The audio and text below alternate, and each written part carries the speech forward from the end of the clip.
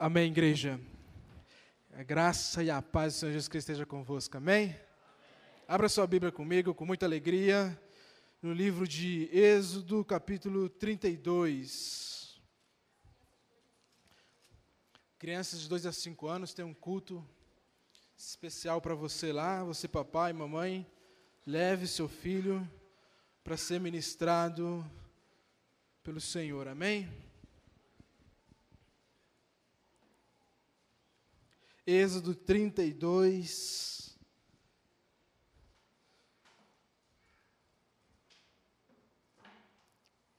Vamos ler verso 2 e 3. Diz assim a palavra do Senhor. Verso 2. E Arão lhes disse: arrancai os pendentes de ouro que estão nas orelhas de vossas mulheres e de vossos filhos e de vossas filhas, e trazei-mos. Então todo o povo arrancou os pendentes de ouro que estavam nas orelhas e as trouxeram a Arão. Amém?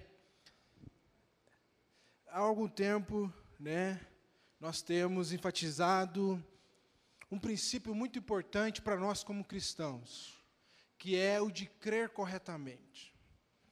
Você precisa crer corretamente porque aquilo como você imagina, daquela forma será. Aquilo que você crê tem o poder de se transformar na tua vida. Se você não quer corretamente, você vai ter um grande problema. Você precisa crer corretamente. Eu me lembro, desde quando mudou o culto, voltamos, na verdade, a um formato de trazer a mensagem de dízimos e ofertas antes da mensagem principal. Algumas pessoas chegaram e disseram: é para arrecadar mais que vocês fizeram isso? Estava baixando o dízimo e vocês mudaram para arrecadar mais? Não, de forma alguma. O problema é que, às vezes, nós não olhamos da forma correta ou com os óculos corretos para o problema. Bem verdade, algumas pessoas deixaram de dizimar. Algumas pessoas deixaram de ofertar na casa do Senhor. Mas esse não é o problema. O problema de diminuir o dízimo, diminuir a oferta, esse não é o problema. Foi então que entendemos, o pastor Orlando e os discipuladores, que havia um problema incrustado. Porque se você deixa de dizimar e você deixa de ofertar, o problema é falta de conhecimento. Porque alguém que tem conhecimento, alguém que tem bases, tem fundamentos na palavra de Deus, passa a tempestade que for, passa o tempo ruim que for, ele não deixa de dizimar, ele não deixa de ofertar. Porque ele sabe o princípio espiritual que há. Ele sabe as implicações que há na sua fidelidade, na sua oferta com liberalidade. Então o problema é falta de conhecimento. E nos angustia muito quando nós vemos algumas pessoas na igreja que não estão prosperando. Porque o correto, escute bem o que eu estou te falando, o correto, o normal é que você prospere. A palavra de Deus, ela é cheia de princípios, ela é cheia de ensinamentos para te tornar próspero. Que você prospere em todas as áreas da tua vida. Se não estamos prosperando, o que está faltando não é trazer mais dízimos aqui na frente. Não é trazer mais ofertas aqui na frente. O que está faltando é conhecimento. Já queria aproveitar o adendo, você que me ouve nessa hora. No mês de agosto, que é conhecidamente o mês mais difícil, financeiramente falando, nós teremos aqui na igreja um seminário para te ensinar, ou de repente para te relembrar, você que é um crente mais velho, para trazer à tua memória ensinamentos que vão te colocar, vão te recolocar no caminho da prosperidade. Todas as quartas-feiras do mês de agosto, serão 5 quartas-feiras. Nós teremos ministrações, mensagens específicas para abençoar a tua vida e para te mostrar que Deus te garante provisão completa. Amém? Ninguém disse amém. Deus te garante provisão completa. Já está tudo sacramentado na cruz. Quando Jesus diz, está consumado, não é só referente à salvação, mas tem muita coisa incluída. Quando Jesus diz, está consumado, a obra já foi feita, tudo já foi feito. Diga para o irmão do teu lado, Deus tem para você provisão completa. É o nome do nosso seminário. Convido você que está precisando de dinheiro, você que está precisando prosperar, venha nessas quartas-feiras. São 5 mensagens preparadas para abençoar a tua vida, para te recolocar se algum dia você saiu desse caminho, que é de prosperar na casa do Senhor. Prosperar em todos os sentidos, não só financeiramente. Deus quer te ver bem. Deus quer te ver próspero. Deus quer que você viva bem. Jesus disse, eu vim para dar vida em abundância. Então, não deixe passar a oportunidade. Voltando ao texto, então. Olha que interessante. É forte essa palavra, né? Arrancai os pendentes de ouro que estão nas orelhas das vossas mulheres, dos vossos filhos e das vossas filhas. Voltando na questão de crer corretamente. Por que que nós estamos insistindo em te ensinar? Porque se você lê a Bíblia inadvertidamente, se você ouve alguém ministrando sem algum conhecimento, sem prestar atenção, você acaba engolindo, você acaba fazendo coisas que não são a vontade de Deus para a tua vida. Está escrito na Bíblia. Mas isso aqui está escrito na Bíblia justamente para te advertir que chegarão pastores, chegarão pessoas e vão tentar arrancar o dinheiro do teu bolso, vão tentar arrancar o ouro das suas orelhas, das suas joias, fazendo ou ministrando como se fosse vontade de Deus para a tua vida, ou como se fosse uma condição para que você prosperasse. Se você conhece o texto de Êxodo 32, ou de repente você pode ler depois o verso 1, aqui é Arão, fora da vontade de Deus, arrecadando fundos para construir um bezerro de ouro. E quando alguns pastores chegam diante das suas ovelhas e falam, arranque o que você tem, faça um sacrifício, deposite tudo aqui no altar, não estão criando outra coisa, senão levantando um bezerro de ouro, que é o bezerro da prosperidade, essa teologia da prosperidade que existe aí. É um bezerro de ouro que não te leva a Deus. Arão fala isso. É uma teologia humana, é uma teologia mundana, que não provém de Deus. Ele fala isso aqui em desobediência, porque Moisés estava no monte e ele não quis esperar. O povo estava lhe afligindo e ele não quis esperar. O homem sempre faz isso. Arranca as coisas que você tem.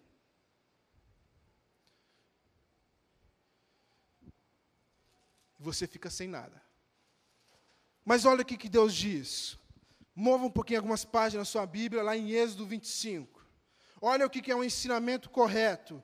Algo que vem de Deus, algo que é a vontade de Deus para a tua vida. Algo que nós queremos te ensinar. Diz assim, olha o verso 1 do capítulo 25. Então falou o Senhor a Moisés dizendo, isso aqui sim é palavra de Deus. Isso aqui sim é uma recomendação de Deus para o seu povo, para nós como igreja. Olha o que ele diz. Fala aos filhos de Israel, isso está no verso 2, que me tragam uma oferta alçada. 2 pontos, ou ponto e vírgula, dependendo da sua tradução. De todo homem cujo coração se mover voluntariamente, dele tomareis a minha oferta alçada. Veja a diferença. O homem diz, arranque e traga. Deus fala outra coisa bem diferente. E é um dos princípios para a tua prosperidade. Se o teu coração se move voluntariamente, se você tem prazer em trazer suas ofertas à casa do Senhor, se há prazer no teu coração, só então você faça. Porque o teu coração vai estar preparado, a terra ali já vai estar arada, para que você receba da prosperidade, do Deus da prosperidade. Se você traz com outra intenção, se você não traz com um coração voluntário, assim como recomenda Deus, não traga. Esse é o ensinamento de Deus. Cuidado com o que você ouve. Cuidado com aquilo que misturam na teologia que você ouve. Eu convido você então, você que tem esse coração voluntário, você que entende que com Deus nada é na marra, nada é na força. Deus não quer nada na marra e na força. Deus quer o teu entendimento e o teu coração grato. Você pode preparar o seu dízimo e trazer, com a certeza de que Ele abençoa aquele que o coloca como primeiro lugar. Porque o dízimo nada mais é que isso. Quando você dizima, você fala, Senhor, o Senhor é o primeiro na minha vida. Ou em outras coisas, quando você dizima, você fala, Senhor, eu busco em primeiro lugar o reino do Senhor, o crescimento da tua igreja. Aí Ele pode te acrescentar as outras coisas. E quando você oferta, você mostra para o Senhor, Senhor, meu coração já está tratado, já está experimentado. Não vou me iludir, não vou me ludibriar com o crescimento, com a prosperidade que o Senhor me dá. Aí o Senhor pode confiadamente te acrescentar mais. O teu coração é a chave para a tua prosperidade. Queria que vocês todos se colocassem de pé. Você que não tenha, faça uma oração no teu lugar. Porque a palavra diz que Ele dá semente àquele que semeia. Se hoje você não tem a semente, ora Ele aí, Ele vai te dar semente. Ele não te pede daquilo que você tem, Ele te pede daquilo que Ele mesmo já te deu. Glória a Deus. Se você não tem, Ele vai te dar semente. Mas se você já tem a semente, traga os seus dízimos, traga a sua oferta alçada, tua oferta de louvor, adoração a esse Deus, com um coração grato, porque só assim Ele recebe. Fazer isso, em nome de Jesus, amém.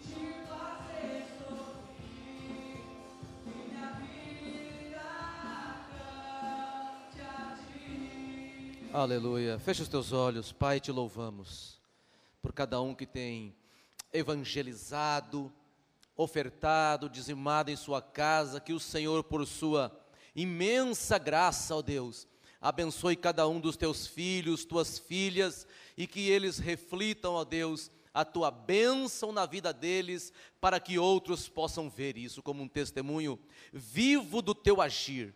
Oramos em nome de Jesus. Amém. A igreja pode se assentar. Abra sua Bíblia. João capítulo 11. Evangelho de João capítulo 11. Versos 14, 15 e 16.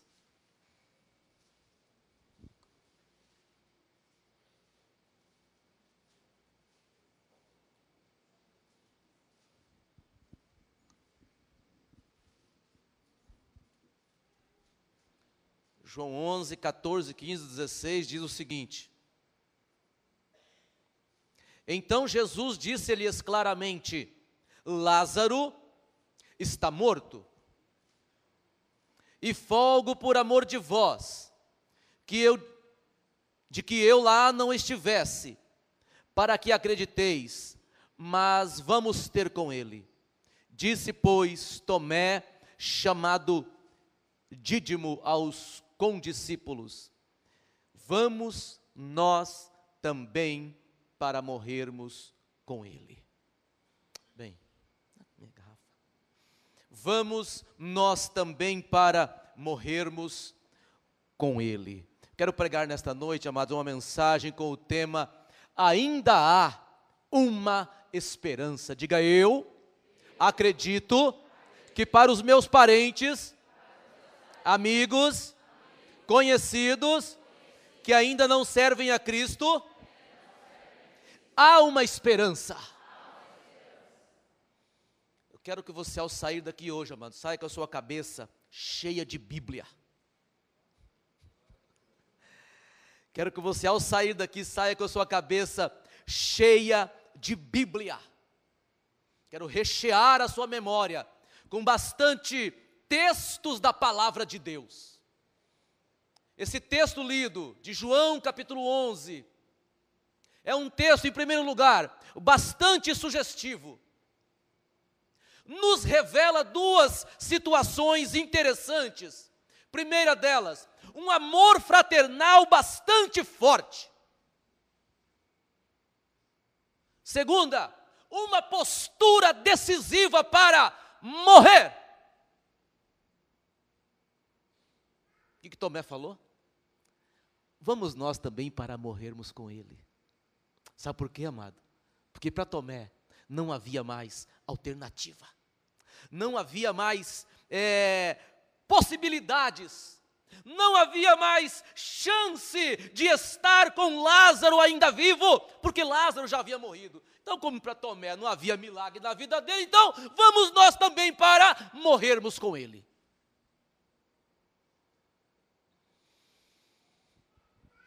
Tomé ficou na história, ao que você já sabe, como sinônimo de incredulidade.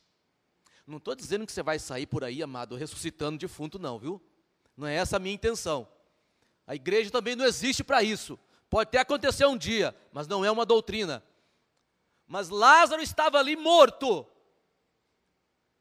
Tomé, ainda em vida, e Jesus ali por perto, exclama sem expectativa alguma: vamos nós também para morrermos com ele.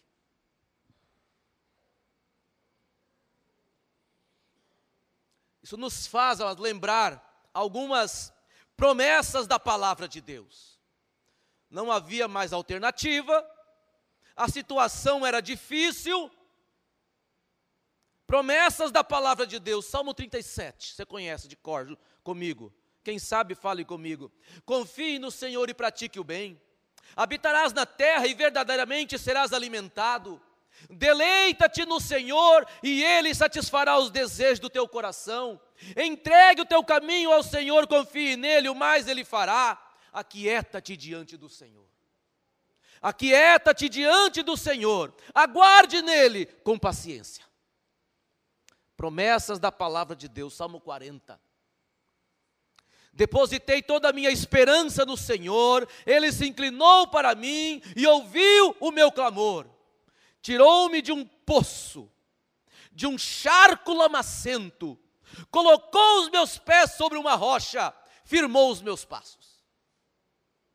Pôs em meus lábios um novo cântico, pôs em meus lábios um novo cântico, um hino de louvor ao nosso Deus. E continua: extremamente feliz é aquele que teme ao Senhor e deposita no Senhor a sua confiança. Voltando ao texto de Lázaro, amado, era uma situação extremamente difícil, bastante delicada. Primeiro, enfermidade. Segundo, preocupação. Terceiro, morte. Quarto, sentimentos feridos.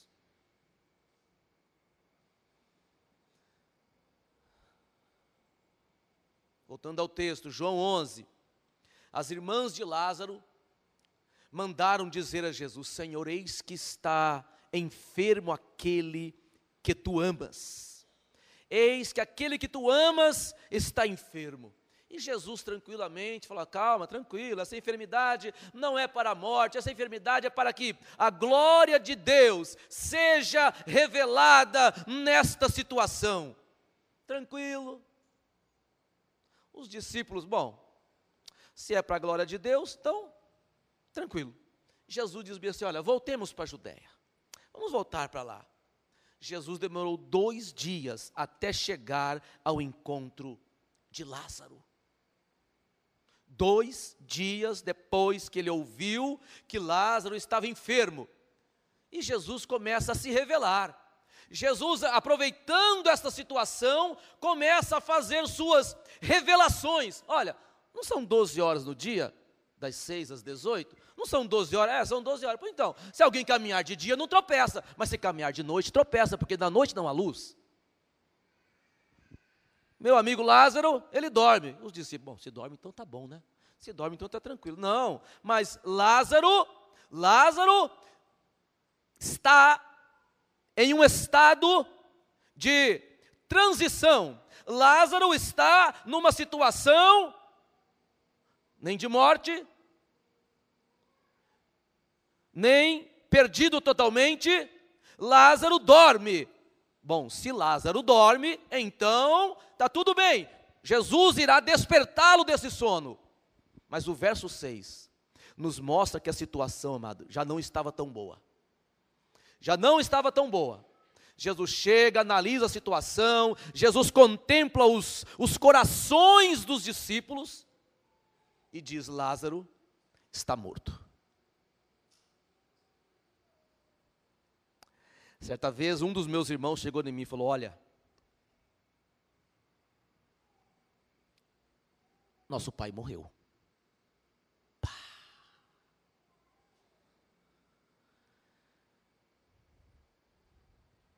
Nosso pai morreu. Diz o apóstolo Paulo, vivemos por fé e não pelo que nos é possível ver. Vivemos crendo em Jesus e não crendo nas situações da vida. Portanto vos afirmo, diz o apóstolo Paulo, vivei pelo Espírito, andai em Espírito. Portanto eu, prisioneiro do Senhor, suplico a todos, andeis como é digno para o propósito que fostes chamados. Jesus chega, analisa a situação de Lázaro e disseram para ele, Senhor, se tu estivesses aqui, meu irmão não teria morrido. Jesus analisa tudo aquilo, vai no profundo do coração de cada um dos discípulos, analisa o pró, analisa o durante, analisa o depois, e diz, Lázaro, sai para fora. E Lázaro se levantou, tendo suas mãos e pés amarrados, e Jesus disse, desatai-o, deixai-o ir. Naquele momento, amado, o nome do Deus de Israel estava sendo glorificado numa situação que não havia mais esperança. Eu quero fazer minha as palavras do apóstolo Paulo. Andai em amor, como Cristo. Andai em amor como Cristo, que também nos amou e se entregou por nós a Deus como oferta e sacrifício suave e aroma agradável. Portanto, estai atentos. Portanto, estai atentos, para que o vosso procedimento não seja semelhante ao dos insensatos, mas andai em sabedoria. Paulo estava trazendo à igreja uma palavra de edificação, uma palavra de ensinamento. Assim como Jesus ensinou algumas coisas, Paulo ensinou outras coisas, João ensinou outras, mas todas formavam um conjunto doutrinário só, um conjunto teológico somente para a edificação da igreja. João escreve bem assim: se no entanto andarmos na luz como ele na luz está, temos plena comunhão uns com os outros, e o sangue de Jesus, seu Filho, nos purifica de todo o pecado. E ele complementa: quem diz que está nele, também deve andar como ele andou. É importante frisarmos, amado, mediante tudo que temos falado aqui, é importante frisarmos que, em nossa consideremos 4 detalhes importantes. Em nossa pecaminosidade, em nossa realidade espiritual, em o nosso caos moral da nossa sociedade, o conhecimento da palavra de Deus nos leva a tomarmos uma postura diferente. O conhecimento da palavra de Deus nos leva a tomarmos uma postura diferente. Consideremos, nos levando a refletir na realidade do céu. Segunda, visando o caráter de Deus. Terceiro, visando a glória de Deus. Quarto, reconhecendo a glória que é somente para Deus. Disse Jesus: porém, se os teus olhos forem maus, todo o teu corpo estará em absoluta escuridão. Por isso, se a luz que em ti há são trevas, quão grandes serão tais trevas. O que é isso, amado? É um comportamento operante que a pessoa decide proceder daquela maneira. O que é reputação? Reputação, amado, é aquilo que falam de você. Reputação é aquilo que falam de você. O que é caráter? Caráter é aquilo que só você e Deus sabe a seu respeito. Caráter é aquilo que só você sabe que pratica e que Deus também sabe que você pratica e ninguém mais sabe. Isso é caráter. É aquilo que só você e Deus sabem que você pratica ou que você é. O apóstolo João nos traz uma palavra interessante aqui. João 3, capítulo 19, diz bem o seguinte: e o julgamento é este, que a luz veio ao mundo, mas os homens amaram mais as trevas do que a luz, porque as suas obras eram más. A noite vai passando, e chegando o seu final, o dia logo alvorecerá, portanto, abandonemos as obras das trevas. Nós não vamos entrar em detalhes aqui de obra das trevas, mas eu quero apenas mencionar algum detalhe aqui. Todo mundo sabe, em alguns atitudes, o que são obras das trevas, mas, resumidamente, modo de viver vazio, sem compromisso com a Bíblia e com Jesus.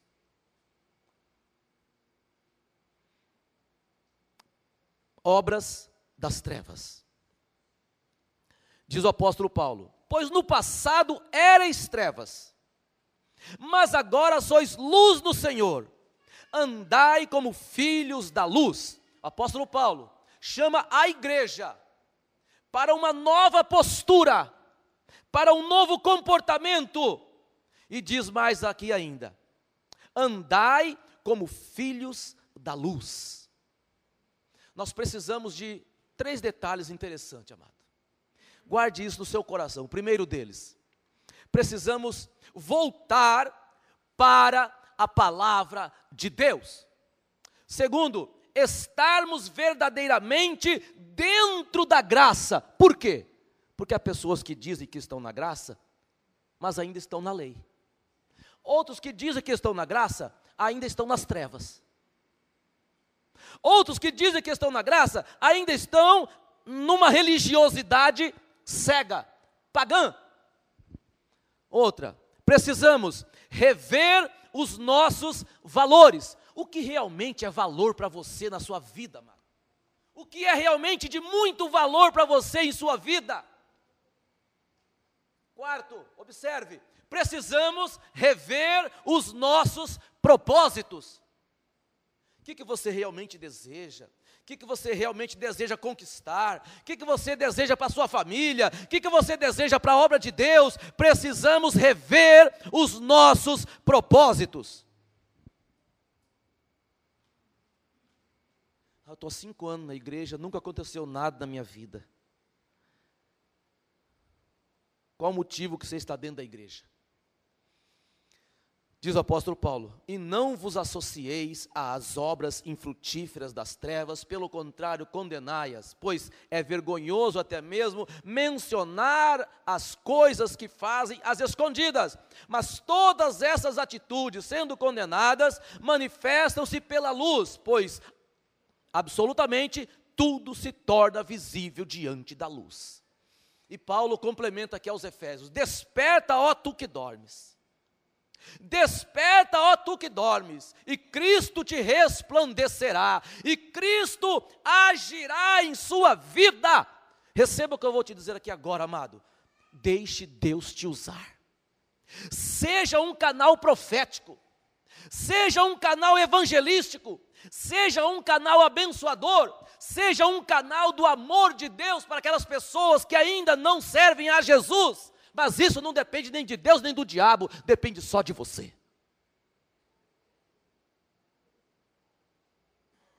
Seja um canal evangelístico, seja um canal profético, seja um canal abençoador do amor de Deus para os perdidos. Portanto, estai atentos para que o vosso procedimento não seja semelhante aos insensatos, mas andai em sabedoria. Eu sou crente, eu sou salvo, amém, glória a Deus. Quais são os seus projetos, os seus propósitos dentro da obra de Deus? Qual a vontade de Deus para a minha vida? Eu vou te falar aqui agora uma das vontades de Deus para a nossa vida. Que você seja um leitor mais assíduo da palavra de Deus. Que você tenha mais momentos de oração, não só por necessidades materiais, mas por uma questão de comunhão, por uma questão de intimidade, por uma questão de adoração. Tenha a oração como um estilo de vida. Tenha a oração como um estilo de vida. E complementa ainda o apóstolo Paulo: e não vos embriagueis com vinho em que há devassidão, com vinho em que há contenda. O que é isso, amado? Para a igreja, o que é isso? Eu já vi crente falar bem assim: eu estou na graça e ó no chope, eu estou na graça e ó na cerveja, eu estou na graça e ó no vinho. Foi carregado para casa depois. Crente. Amigo meu, pastor. Foi carregado. Grogue.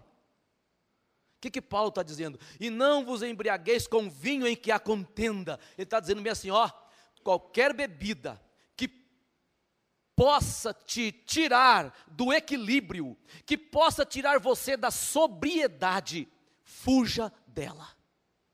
Encha-se da palavra de Deus, ore bastante, adore bastante, tenha comunhão com os irmãos. Pronto, você estará dentro da vontade de Deus. Enchei-vos do Espírito. O que é você se encher do Espírito, amado? É você ler bastante Bíblia, é ter comunhão com os remidos do Senhor, é você estar sempre em um estado de adoração. Está em casa lavando vasilha, está cantando, está em casa, chega um vizinho, você canta, o vizinho ouve, você tem aquela comunhão abençoada, o irmão chega, você conta uma bênção, ele conta outra bênção, e assim você vai vivendo na presença do Senhor, tendo o agir do Espírito Santo em sua vida. Salomão escreve bem assim, ó, Salomão: o caminho dos perversos é como as mais densas trevas, nem conhecem, nem sabem em que tropeçam. Mas o caminho do servo de Deus, amado, é diferente. O servo de Deus anda em adoração, o servo de Deus conta as vitórias, conta as bênçãos, ele vai declarando a vitória na sua vida e na vida de todo mundo que se aproxima da vida dele. E Jesus fala bem assim: mas se caminhar na noite, tropeça, porque a luz não está nele. João escreve: se afirmarmos que temos comunhão com ele, mas caminharmos nas trevas, somos mentirosos e não praticamos a verdade. Garganta seca. Aquele Tomé, amado, que disse bem assim: vamos nós também para morrermos com ele. Mais na frente, lá no livro de João, ele encontra com Jesus e diz bem assim: Senhor, nós não sabemos para onde vais, e como podemos saber o caminho, Senhor? Jesus para tudo e diz bem assim: eu sou o caminho, Tomé. Eu sou a verdade. Eu sou a vida. Ninguém vem ao Pai senão por mim. Quero trazer aqui uma rápida explicação. Eu sou o caminho para que você ande por mim e chegue na glória eterna. Eu sou a verdade, Tomé, para que você creia em mim e lá na frente não seja decepcionado. Eu sou a vida, Tomé, para que através de mim você receba a vida de Deus, não apenas uma eternidade, mas um estilo de vida e um caráter de vida que só Deus tem. Ninguém vem ao Pai senão por mim, porque o próprio Pai estava contido no Filho. O próprio Jesus se revelou: eu e o Pai somos um. Diga comigo: eu creio que ainda há uma esperança para os meus parentes. João escreve que Jesus é a propiciação, ou seja, o sacrifício pelos nossos pecados, e não somente por nossas ofensas pessoais, mas pelos pecados de todo mundo. E João fala bem assim: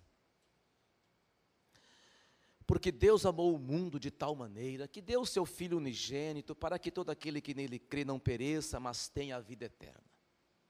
Mais na frente, lá naquela carta de João, ele diz bem assim: nisto conhecemos o significado do amor. Tem 2 significados aqui. Primeiro deles, Cristo deu a sua vida por nós. Cristo deu sua vida pela humanidade. Segundo significado do amor, João aqui complementa: e nós devemos dar a nossa vida por nossos irmãos. Aqui João não está falando de uma evangelização, ele está falando da unidade da igreja. Às vezes, amado, a Bíblia diz que nós devemos amar os nossos inimigos. E às vezes nós não amamos nem os nossos irmãos da igreja, nem os nossos amigos. O irmão pisa no nosso calo e nós ficamos 2 meses sem falar com o irmão. Aí a igreja adoece, o pastor é que está fraco. A igreja adoece, a liderança é que está com problema. Nisso, porque nós devemos dar a nossa vida por nossos irmãos. O apóstolo Paulo, eu gosto muito de basear em Paulo e em João. O apóstolo Paulo escreve bem assim, de uma forma bastante cristocêntrica, para a nossa edificação. Por intermédio de quem obtivemos pleno acesso pela fé a esta graça, na qual agora estamos firmados, e nos gloriamos na confiança plena da glória de Deus, pois por meio dele, tanto nós como vós temos pleno acesso ao Pai por um só Espírito. Isso é bom e agradável diante de Deus nosso Salvador, o qual deseja que todas as pessoas sejam salvas e cheguem ao pleno conhecimento da verdade. Eu já vi 3 erros esquisitos aí, amado, ao longo da nossa caminhada: que Jesus morreu pelos eleitos, que Jesus morreu pelos predestinados, que Jesus morreu pelos eleitos, predestinado, eleito, predestinado e escolhido. Ai, pastor, Jesus morreu pelos escolhidos? Morreu. Mas Jesus não morreu só pelos escolhidos. Escolhido, predestinado e eleito, amado, são nomenclaturas para algumas pessoas que Deus as chamou para alguma coisa.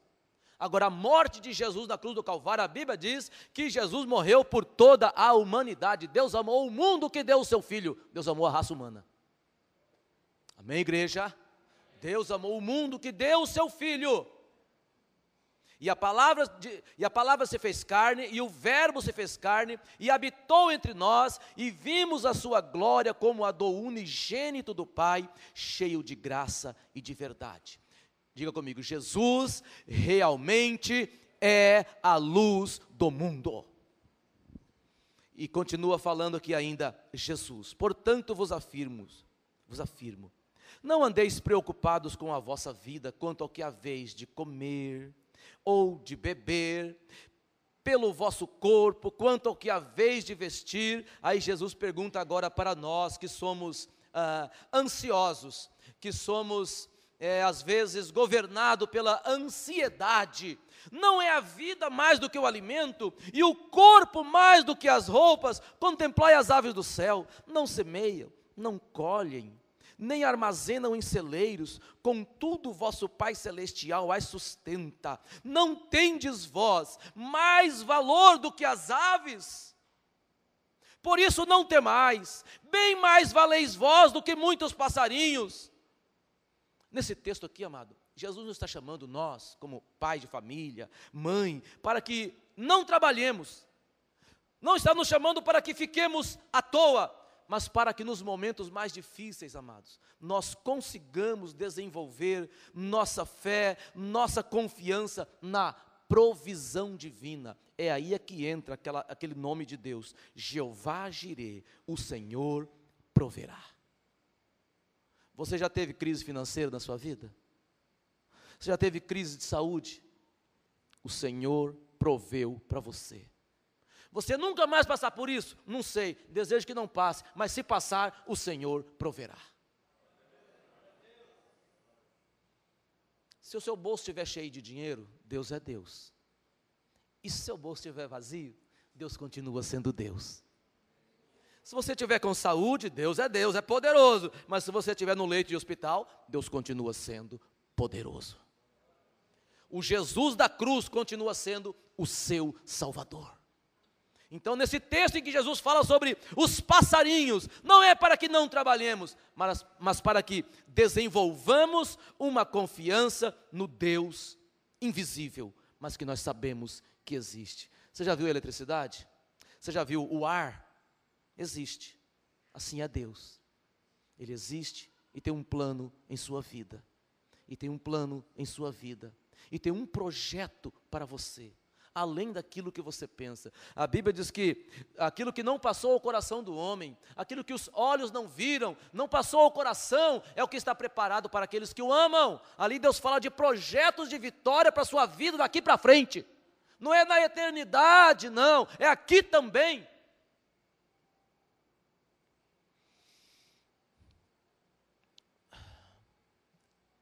Paulo escreve bem assim: fui crucificado com Cristo, diga, eu já fui crucificado com Cristo. Aí Paulo complementa: agora não vivo mais eu, mas Cristo vive em mim, e a vida que agora vivo na carne, vivo-a na fé do Filho de Deus, o qual me amou e se entregou por mim. Após esta afirmação aqui, amado, eu sou levado a pensar da seguinte maneira, que Deus sempre projetou algo bom para as nossas vidas, porque Deus em sua grandeza, Deus em seu infinito amor, em sua infinita graça, lá na época de Noé, graça, mas lá em Noé, graça. O que Deus falou para Noé? Noé, entre na arca, vejo que você no meio desta geração perdida, você é justo na minha presença, entre na arca você e sua família. A arca ali, amado, era um protótipo de Jesus. Você que ainda não faz parte da arca, entre para a arca e você será salvo. Entra tu na arca e toda a tua família, porque é o único justo que observo diante de mim nesta geração perdida. Amado, você que já é crente, seja diferente do mundo. Seja diferente do mundo e você atrairá a atenção de Deus para a sua vida.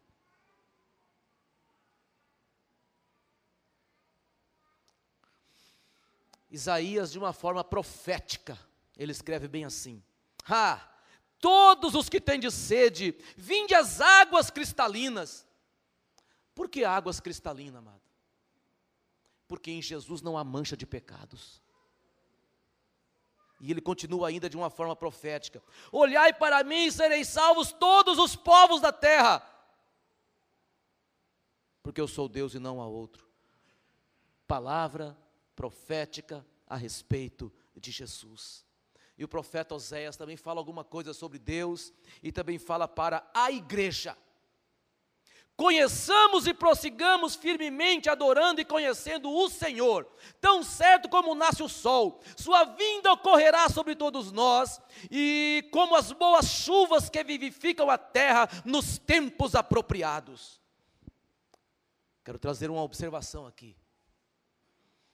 Em meio a tantos pecados que passamos, em meio a tantas situações dificílimas que passamos, em meio a tantas crises, financeira, espiritual, saúde, moral, em meio a tantas crises, olhe para quem está do seu lado e diga essa frase: ainda há uma esperança.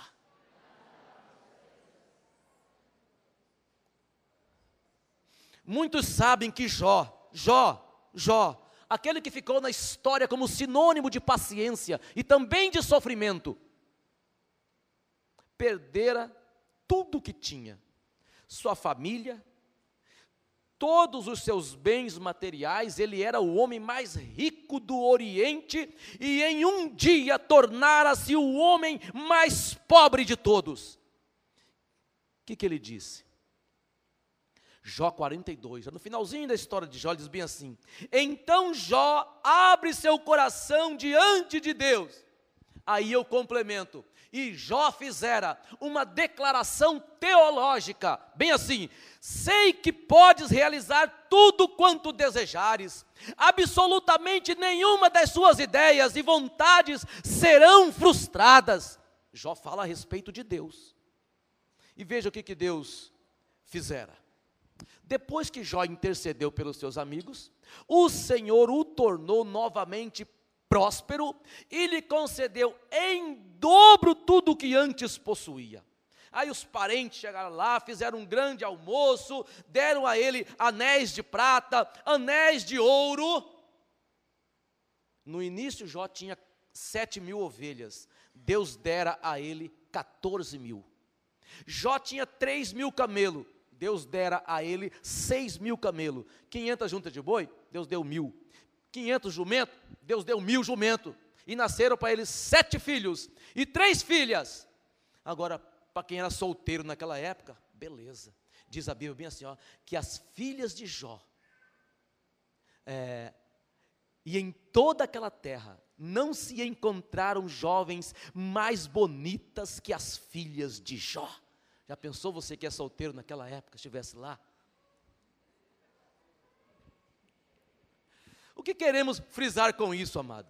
É que o mais importante para Deus em relação às nossas vidas, amado, é a salvação do homem.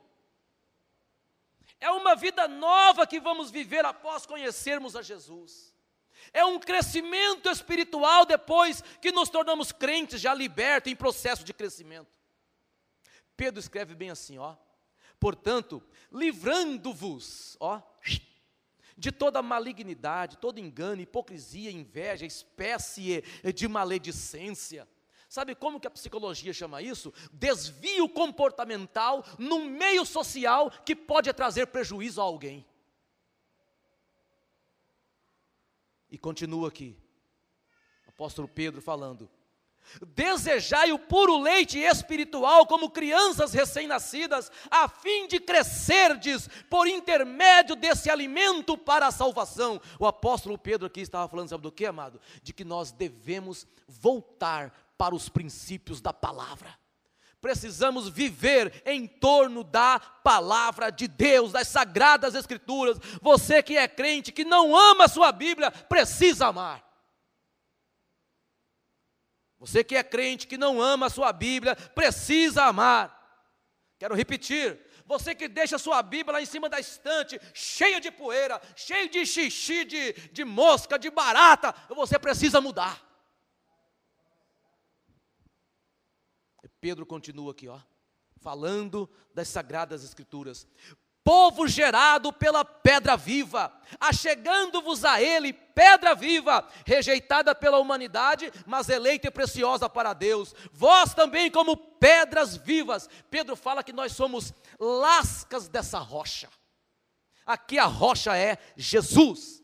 E nós somos desse mundo pequenos cristos, lascas dessa rocha. Pouca coisa? Não é pouca coisa não, é muita coisa. Sois edificados como casa espiritual, com o propósito de sermos sacerdócio santo, oferecendo sacrifícios espirituais, aceitáveis a Deus, por meio de Jesus Cristo. Onde você estiver, amado, você representa Deus. Onde você estiver, você carregará consigo a presença de Jesus.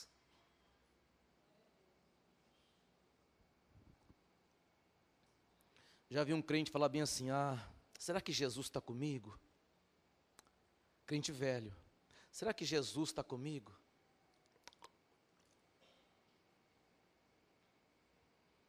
Sabe o que é isso? Falta de Bíblia. Jesus disse: eis que estou convosco todos os dias até a consumação dos séculos. Então diga bem assim: onde eu estiver, Jesus estará comigo. Na verdade ele já está. No futuramente, onde você estiver, ele continuará estando com você. Vamos lá. Pedro escreve bem assim, ó: guardai-vos para que não sejais conduzidos pelo erro e sedução dos que não têm princípios morais, vindo a perder a vossa confiança e cair. Pedro estava nos chamando para uma vigilância constante. Quero dizer à igreja, amado, você já viu aquele ditado bem assim: aconteceu isso e isso, e o chão sumiu do meu pé, aconteceu isso e isso, e eu soltei os cachorros. Na vida de quem vigia isso não existe. Na vida do crente que vigia isso não existe. Domínio próprio, fruto do Espírito, presença abundante e reinado do Espírito em nossas vidas. Quero convocar a igreja para que entendamos e digamos que ainda há uma esperança para que possamos, ou para que sejamos crentes melhores. Ainda há uma esperança para que sejamos mais espirituais. Ainda há uma esperança para os nossos parentes que ainda estão perdidos. Ainda há uma esperança para o crente perdido dentro da igreja. Paulo escreve bem assim, ó, sobre a palavra da fé. O que é palavra da fé? Paulo escreve bem assim, ó: se com a tua boca confessares a Jesus como Senhor, e em teu coração creres que Deus o ressuscitou dentre os mortos, então serás salvo. Sabe o que é isso, amado? Graça. Graça. É a expressão de uma razão, é a expressão de um sentido, é a expressão de uma fé viva. Se com a tua boca confessares a Jesus como Senhor, graça, expressão, sentido, razão, fé.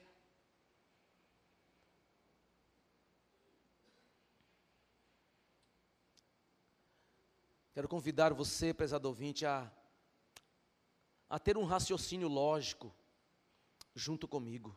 Diz o apóstolo Paulo: no entanto, como invocarão aquele em quem não creram? E como alguém crerá naquele de quem não ouviu falar? E como ouvirão, se não há quem pregue? E como pregarão, se alguém não for enviado, ou se alguém não for até lá? Ou seja, a igreja é chamada para evangelizar. Não é somente lá na Índia, lá na África, lá na Nigéria, lá em Gana. 2 casas após a sua, você pode evangelizar. Eu vou ganhar almas lá na África. Você não ganhou uma pessoa na quadra onde você mora, amado? Esquisito esse negócio de fazer missões lá na Índia. Eu vou para a Índia fazer missões. Nunca ganhou uma vida aqui em Tangará e vai para a Índia. Alguma coisa está errado.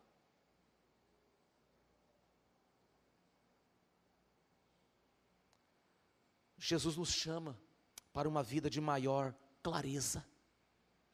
Jesus nos chama para uma vida de frutos. Jesus nos chama para uma vida de uma santidade, olhando mais para a graça de Deus. Vinde a mim cansados e oprimidos. Você que é filho de crente, você que é parente de crente, não fique vendo os defeitos da igreja, não. Tudo quanto é igreja está cheia de defeitos. Não fique esperando, protelando, esperando. A Bíblia nos chama para que saiamos da mesmice, para que saiamos do marasmo, para que saiamos do comodismo, para que saiamos de uma vida vazia e vivamos realmente a cada dia a mensagem do Evangelho. Eu creio, prezado ouvinte, que ainda há uma esperança para você. Fechemos nossos olhos.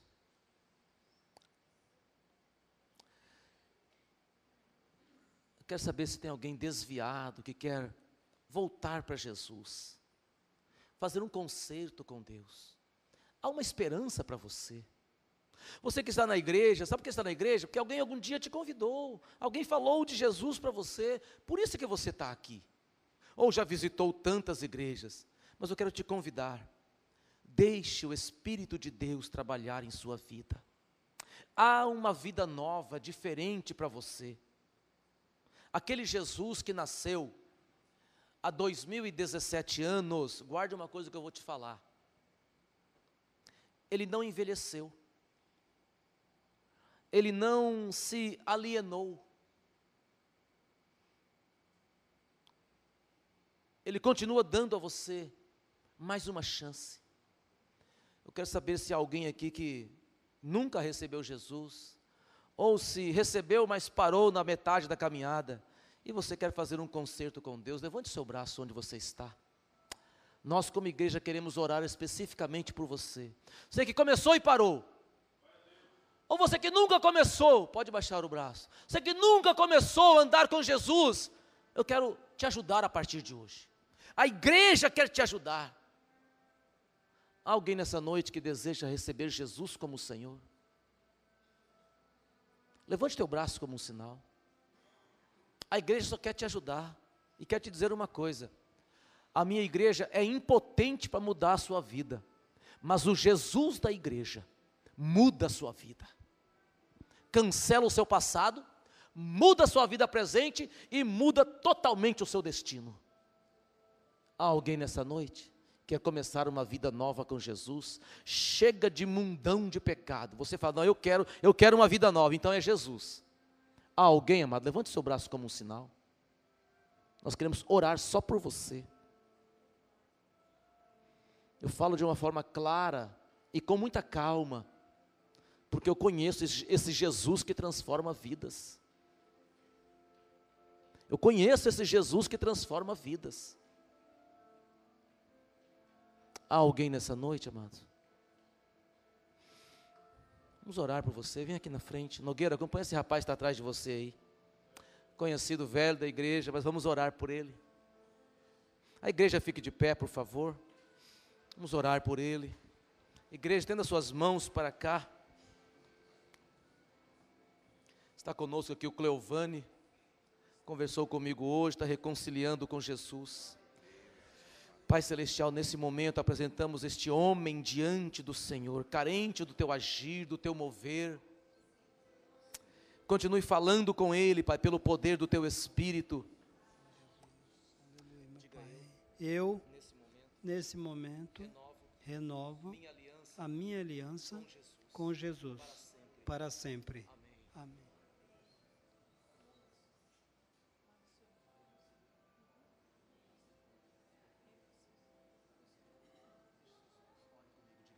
Eu, neste momento, reconcilio com Jesus para sempre. Pai Celestial, trabalhe em minha vida. Eis-me aqui. A igreja dê ao Senhor uma forte salva de palmas.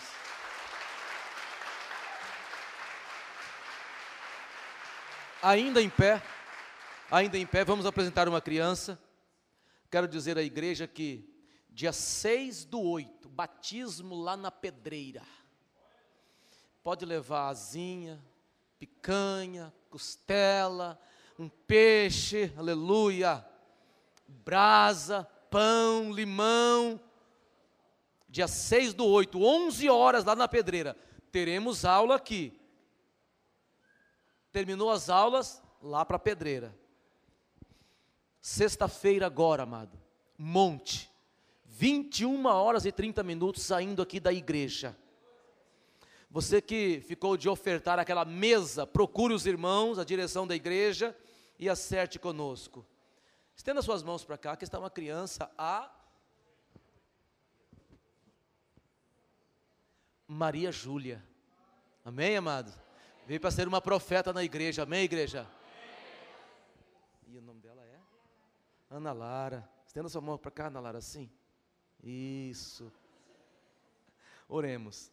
Pai, aqui está o Alexandre, a Daiane, a Ana Lara, apresentando a Ana Júlia. Senhor, que o Senhor, por sua imensa graça, meu Pai, toque nessa vida, do alto da cabeça até a planta dos pés, nos órgãos internos. Que o Senhor abençoe os pais da Ana Júlia para que ela seja ensinada no caminho do Senhor. Venha ser uma bênção trabalhando na igreja, correndo aqui no meio da igreja na hora dos cultos, ó Deus. Pai, te louvamos, porque o Senhor tem prosperado a sua igreja. Nós abençoamos esta criança em nome do Pai, do Filho e do Espírito Santo. Amém, igreja? Oremos ao Senhor. Pai, mais uma vez também, despedes agora esse grupo de irmãos na volta para os lares, mais uma semana de trabalho, de bênçãos e vitórias. Declaramos, Pai, as nossas vitórias pelo poder do nome de Jesus. Amém, igreja? Saúde o seu irmão com a paz do Senhor. Por hoje estamos encerrados.